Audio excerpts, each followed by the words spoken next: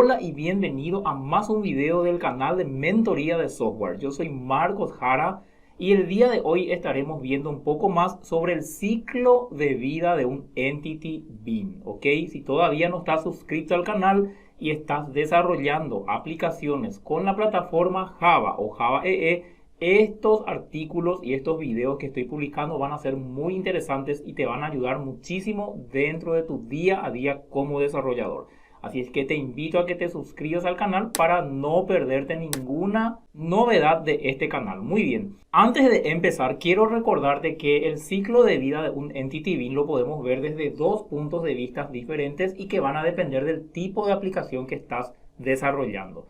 Es decir, si vos estás desarrollando hoy una aplicación con la API del Hibernate, con la sesión del Hibernate y con todas las características de un proyecto del Hibernate o JPA, esto no es para vos, ya que esto que yo te voy a mostrar hoy está más orientado hacia el ciclo de vida de una entidad utilizando el Entity Manager del EJBES 3.0, el cual forma parte de la plataforma Java EE o Java Enterprise Edition, ¿ok? Entonces, así es que el otro ciclo de vida, que es del Hibernate Session, lo vamos a dejar para otro video, pues es levemente diferente con este que yo te voy a mostrar ahora.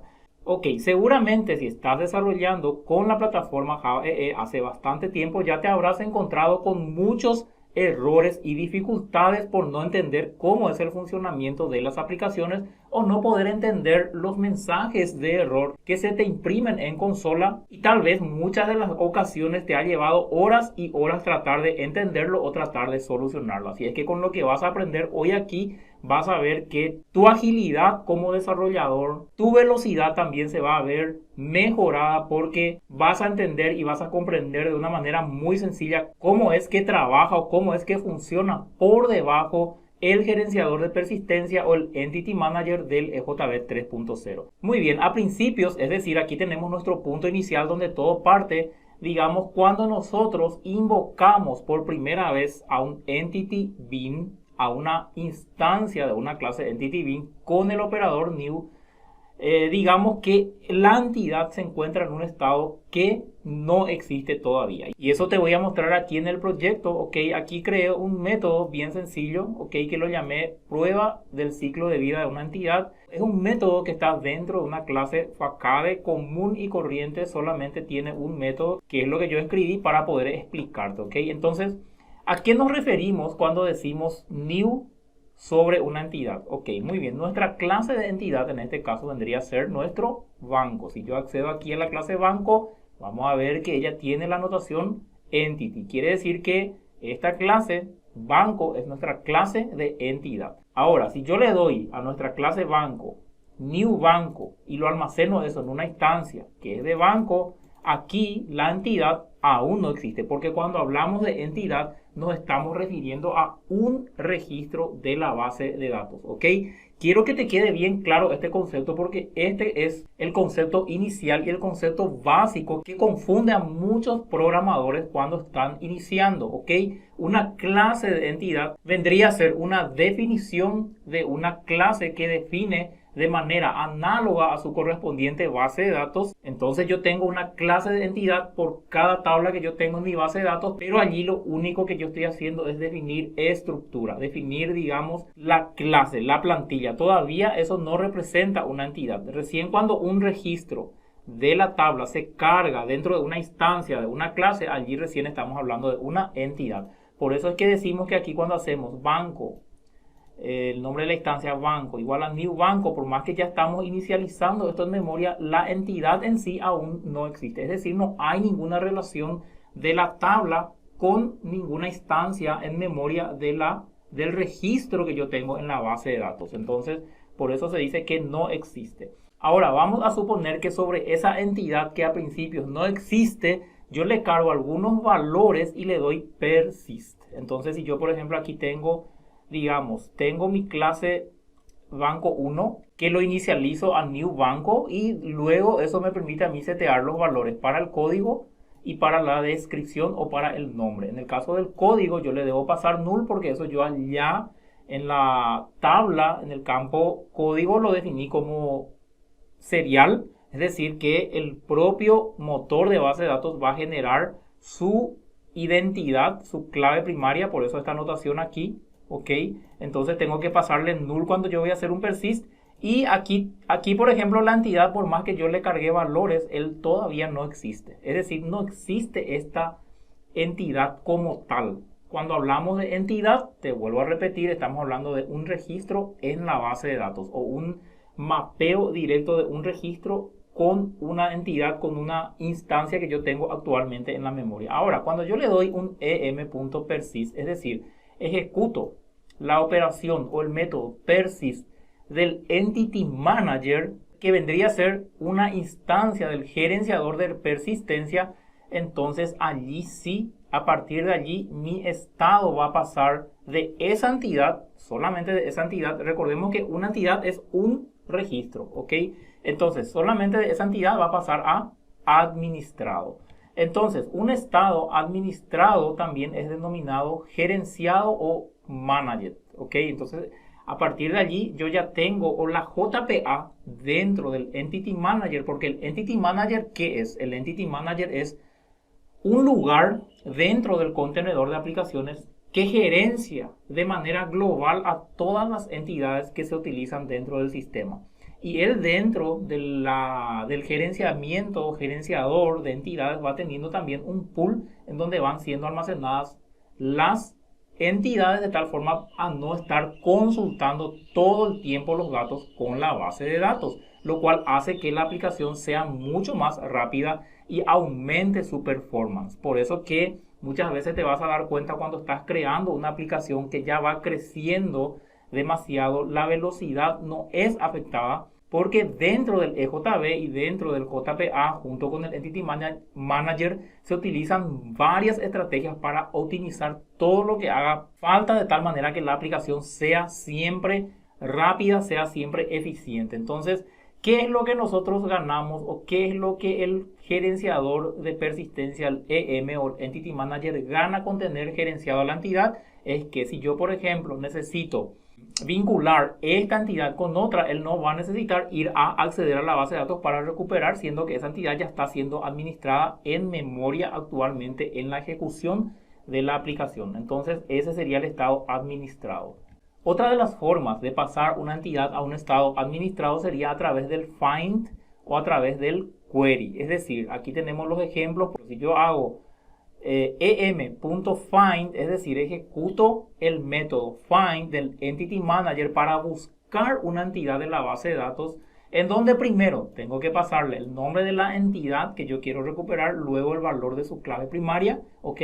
Toda entidad se recupera utilizando el método find a través de su clave primaria. Es decir, el find solamente sirve para buscar una entidad, es decir, un solo registro. Entonces, eso yo lo almaceno dentro de la variable banco2, que sería una instancia de la clase banco, y así también yo puedo hacer que una entidad pase de un estado completamente no existente o nulo a un estado ya administrado o a un estado gerenciado o managed, ¿ok? También de la misma forma puedo hacer eso a través de una query. Por ejemplo, de esta manera como tengo aquí, le digo create query, donde le paso select b from banco b igual a donde el banco código es igual a 23, es un ejemplo nada más que se está haciendo, el código puede ser cualquiera. Entonces, una vez que yo le doy el get single result, que es recuperar un solo registro, ok, yo puedo hacer eso porque yo estoy seguro que yo estoy buscando aquí por el código, ok, entonces eso va a almacenarse dentro de la instancia de la variable banco3 y así de esa manera el banco3 también va a ser una instancia que va a ser gerenciada, o sea, va a estar siendo gerenciada por el manejador de persistencia. Entonces, el manejador de persistencia es como si fuera que tiene una caché, un pool en donde están, digamos, administradas todas las entidades que están siendo utilizadas en un momento determinado del proceso de ejecución del proyecto.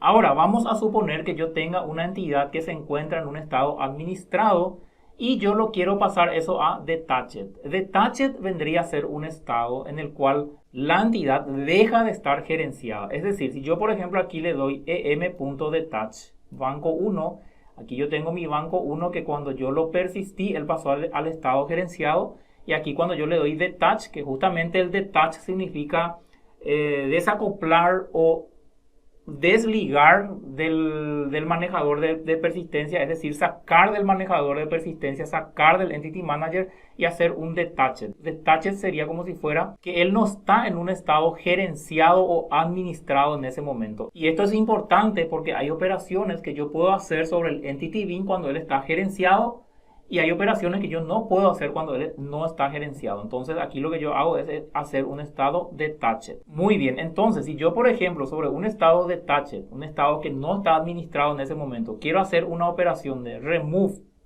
o refresh, él me va a dar una falla, él me va a dar un error. Me va a decir que aquí por ejemplo si yo le doy em.remove sobre banco 1 a principios estaba administrado, pero después él dejó de ser administrado por un estado no administrado o detached. Entonces si yo le doy remove sobre banco 1, él me va a dar un error en la ejecución del sistema, me va a decir entity not managed, ¿ok? Entonces para que yo pueda utilizar el remove del entity manager, la entidad tiene que estar en un estado de gerenciado, es decir, yo tengo que buscarlo primero o yo tengo que persistirlo primero. Él tiene que estar gerenciado para que yo lo pueda borrar. Y de la misma manera ocurre con el refresh. El refresh, por ejemplo, es una operación que yo no puedo ejecutar sobre una entidad que no se encuentra en un estado de administrado. Así es que aquí también me va a dar el mismo error. Así es que esos estados a tener en cuenta cuando vamos a ejecutar las operaciones sobre nuestros Entity Manager, que es lo que generalmente solemos hacer y lo cual hacemos bastante cuando estamos desarrollando e implementando nuestra lógica de negocio de la aplicación. Todo lo que hacemos es trabajar con el Entity Manager o con las queries, que también, digamos, el motor o el gestor, digamos, de entidades nos deja disponible para que nosotros podamos obtener los datos de la base de datos. Muy bien, ahora te quiero hablar un poquito sobre los callbacks o anotaciones que puedes utilizar dentro de tus entidades para interceptar a las operaciones comunes que se realizan junto con la entidad, los cuales son el pre-persist, que vendría a estar siendo invocado cuando la entidad es creada en la base de datos. Entonces, si vos, por ejemplo, querés hacer una operación o vos querés ejecutar un comando, querés ejecutar un método, justo cuando se crea el registro en la base de datos, vos podés dentro de tu entidad crear un método aquí. Vos podés crear un método aquí, cualquier método, por ejemplo, public. Voy a darte un ejemplo aquí, void. Cuando se crea la entidad, ok, vamos a suponer que le llamamos con este nombre allí, y aquí ejecutamos un mensaje simplemente de impresión.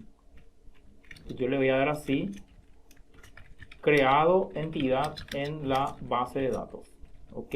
Y aquí, para que esto se ejecute como un callback cuando digamos, la operación realmente se concretiza ya en la base de datos, es decir, yo voy a ejecutar este persist. Allí cuando yo ejecuto este persist, dentro del gerenciador de persistencia, o sea, dentro del Entity Manager, se van a ejecutar una serie de operaciones y va a llegar un momento en el cual se va a realizar un insert en la base de datos. Luego de haberse realizado ese insert, el Entity Manager o el manejador de persistencia va a invocar al método que tenga aquí la anotación pre-persist. ¿Ok? Pre-persist, como este que está aquí, pre-persist. Muy bien, y aquí dice también tenemos otro, aquí tenemos pre-persist. Aquí tenemos otros métodos que son el post-persist, invocado después de que la entidad es creada en la base de datos, ¿ok? Luego ya de que se haya, digamos, obtenido un retorno de la base de datos para poder retornar con el ciclo de la aplicación. Y entonces así yo puedo crear aquí varios métodos con diferentes anotaciones que vendrían a ser los callbacks que yo puedo interceptar para realizar diferentes operaciones cuando se ejecutan también esas operaciones allá dentro de la base de datos. Entonces aquí tenemos el pre-persist, pre-destroy, tenemos el pre-passivate, pre-remove, pre-update. También si yo por ejemplo le doy post, podemos ver que también tenemos el post-construct, que es cuando se crea, post-activate, post-load, post-persist, post-remove y post-update, luego de una actualización. Entonces aquí tenés un resumen de los diferentes callbacks que uno puede, digamos, interceptar muchas veces es necesario, digamos, incluir esos comandos o incluir esa lógica dentro de las anotaciones para no, digamos, llenar mucho nuestra clase FACAD o nuestra clase lógica de negocios. Pero no tenemos que abusar de estas anotaciones de tal manera que a crear, por ejemplo, mucho código relacionado ya con otras funcionalidades o con otros fines, sino que utilizar estas anotaciones y estos callbacks para fines propios de la entidad que se está creando, en ese caso en específico. Entonces, esa vendría a ser los callbacks que tenemos disponibles dentro de una entidad. Y por último, te quiero mostrar un ejemplo de una ejecución donde podemos ver el ejemplo del caché, digamos, manager, que también es gerenciado por el Entity Manager y en este caso por el EJB 3.0, el cual hace que, por ejemplo, si nosotros ya tenemos o ya contamos con una entidad administrada y lo intentamos volver a recuperar eso de la base de datos, entonces eso el Entity Manager lo va a recuperar directamente de su caché, optimizando así el tiempo que le llevaría el recuperar esa información de la base de datos. Como sabemos, el acceso a la base de datos es uno de los recursos también más caros que tenemos que saber cómo optimizar dentro de nuestras aplicaciones, de tal manera no estar ejecutando todo el tiempo comandos que accedan a la base de datos, ya sea para leer o para escribir.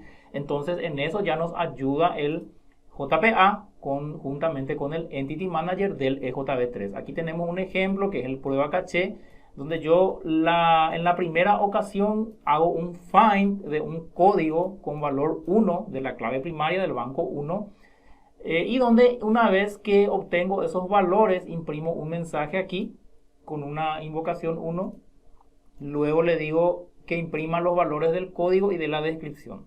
¿Ok? La segunda vez que yo recupere, vamos a ver que el Entity Manager ya no va a acceder a la base de datos para recuperar esa información, porque él, a través de su propia lógica interna, él descubre que ese entity ya se encuentra, digamos, o sea, un entity con ese ID ya se encuentra dentro del gerenciador de persistencia. Entonces allí es posible que él, digamos, directamente recupere esa entidad de la caché o del pool que él está utilizando para mantener todas esas entidades.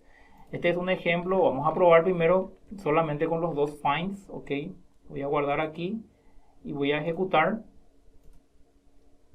Muy bien, una vez terminada la ejecución, aquí esta prueba caché, yo lo tengo aquí implementado dentro de una clase de servicio REST, donde solamente invoco a ese método prueba caché y donde, digamos, para realizar la prueba puedo invocar a esta operación desde el navegador web. Para poder hacer la prueba voy a borrar primeramente mi consola y allí voy a acceder al navegador digitando la dirección que es para hacer la prueba. ¿Ok? Allí él no va a imprimir nada porque yo no estoy retornando nada actualmente aquí. Aquí puedes ver que él retorna un void, entonces no se imprime nada en la página web del navegador. Simplemente por eso, y aquí lo que vamos a hacer es analizar un poquito el resultado. ¿Ok? Aquí lo que podemos ver es que dice, ahora se creó el session bin. ¿Ok? Esta es una anotación de un ejemplo anterior que estuvimos ejecutando. Y aquí podemos ver que se ejecuta la primera vez, se ejecuta un comando SQL para recuperar la información de la base de datos. Eso es lo que hace, digamos, este método find, el primero que está aquí, el find. Porque como ya te había comentado en una oportunidad, todo finalmente se transforma en un comando SQL, que es el lenguaje que la base de datos entiende. Entonces, la segunda vez, aquí por ejemplo, él dice invocación 1 y él imprimió el código y la descripción. Ok, pero la segunda vez que yo le di find, aquí podés tener en cuenta que la segunda vez que yo le di el mismo find, por más que yo haya tirado o haya querido cargar esa instancia en una variable diferente, que en este caso es banco 2, él ya no fue a la base de datos para poder buscar ese mismo registro, porque él sabe que ese registro él ya lo tiene mapeado como entidad dentro del pool de entidades que es gerenciado por el Entity Manager, por el administrador de persistencia. Entonces, aquí, por ejemplo, yo puedo imprimir la misma cosa, puedo imprimir la variable banco 2, el código y el nombre, y podés ver que él imprime el mismo valor aquí. Y como ya te estarás dando cuenta, esto agiliza muchísimo el tiempo de ejecución de nuestras aplicaciones y hace que nuestro proyecto verdaderamente tenga una performance diferente frente a otros competidores o a otros frameworks también que se encuentran disponibles allí para su ejecución. Ahora, esta caché, digamos, va a ser utilizada siempre y cuando vos utilices el método find del Entity Manager. Si vos, por ejemplo, querés hacer lo mismo pero con una query, entonces allí, digamos, el JPA ya no es tan inteligente. Si bien aquí yo estoy haciendo lo mismo y realmente no sé por qué no lo implementaron, porque parece ser algo bastante sencillo. Aquí, por ejemplo, si yo lo hago de esta manera, select B, banco, from banco B, cuando el código sea igual a 1, entonces podés ver que estoy retornando un get single result, o sea, estoy recuperando un solo registro, es decir, estoy ejecutando la misma operación aquí que lo utilizo con el comando find, pero si lo utilizo de esta manera y si lo probamos, vamos a ver que él no optimiza, digamos, de manera muy correcta, que digamos el caché que él tiene. Vamos a esperar allí.